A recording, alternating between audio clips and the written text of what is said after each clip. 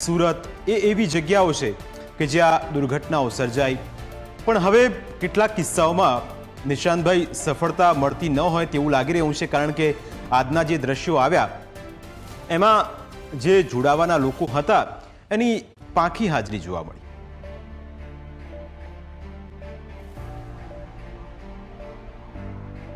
જીગરભાઈ, સૌપ્રથમ તો ગુજરાત કોંગ્રેસ તરફથી સુરતમાં જે હત્યાકાંડ થયો, મોરબીમાં જે હત્યાકાંડ થયો, રાજકોટમાં જે હત્યાકાંડ થયો, બોટાદમાં જે હત્યાકાંડ થયો, વડોદરામાં જે હત્યાકાંડ થયો, કાંકરિયા ખાતે જે હત્યાકાંડ થયો, 2019 થી લઈને 2024માં છેલ્લા 5 વર્ષમાં જે રીતે આ ગુજરાત સરકારની બેદરકારી અને ભ્રષ્ટાચારના કારણે આવા હત્યાકાંડ મેન મેડ ડિઝાસ્ટરમાં 200 થી વધુ મૃતકોએ પોતાની જાન ગુમાવી પડી, એમના પરિવારજનોને હું ગુજરાત કોંગ્રેસ તરફથી ફરી એકવાર શ્રદ્ધાંજલિ પાઠવું છું અને ખૂબ જ સ્પષ્ટપણે કહેવા માંગુ છું કે જ્યારે તમારા સવાલનો જવાબ આપું જીગરભાઈ, કે જ્યારે રાહુલ ગાંધીજીએ કન્યાકુમારીથી કાશ્મીર સુધીની ભારત જોડો યાત્રાની શરૂઆત કરી હતી, એ યાત્રાનો ઉદ્દેશ પણ એ હતો કે ભારતની જનતા જે રીતે કેન્દ્રની 10 વર્ષના મોદી સરકારના શાસનમાં પીડિત થઈને પડી હતી, એ જનતાને સહારો આપવા માટે આ યાત્રાની જ્યારે શરૂઆત થઈ ત્યારે લોકો કહેતા હતા, ઘણા ક્રિટિક્સનો સામનો કોંગ્રેસે કરવો પડ્યો કે આ યાત્રા સક્સેસ નહીં જાય,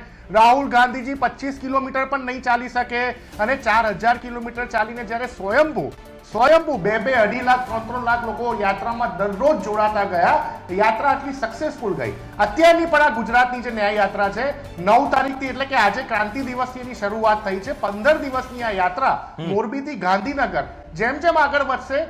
એમ ગુજરાત કોંગ્રેસના અમારા તમામ નેતાઓ જે આ યાત્રા સાથે સંલગ્ન છે, અમે બધાને વિશ્વાસ છે કે આ મોરબીથી લઈને ગાંધીનગરની આમ જનતા યાત્રામાં આપોઆપ જોડાશે, કારણ કે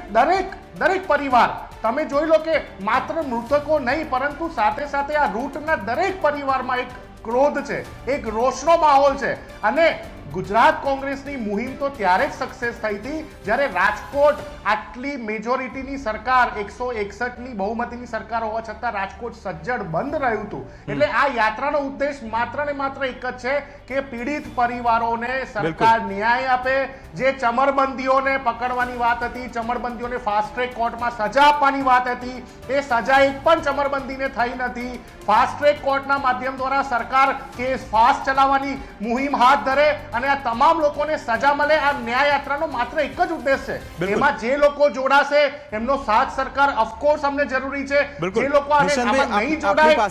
અમે એના કારણે અમારી આ યાત્રાનો ઉદ્દેશ ગુજરાતની જનતાને, પીડિતોના પરિવારો માટે બંધ નથી રાખવાનો। બિલકુલ આપની પાસે આવીશ અને એ પીડિત પરિવારજનના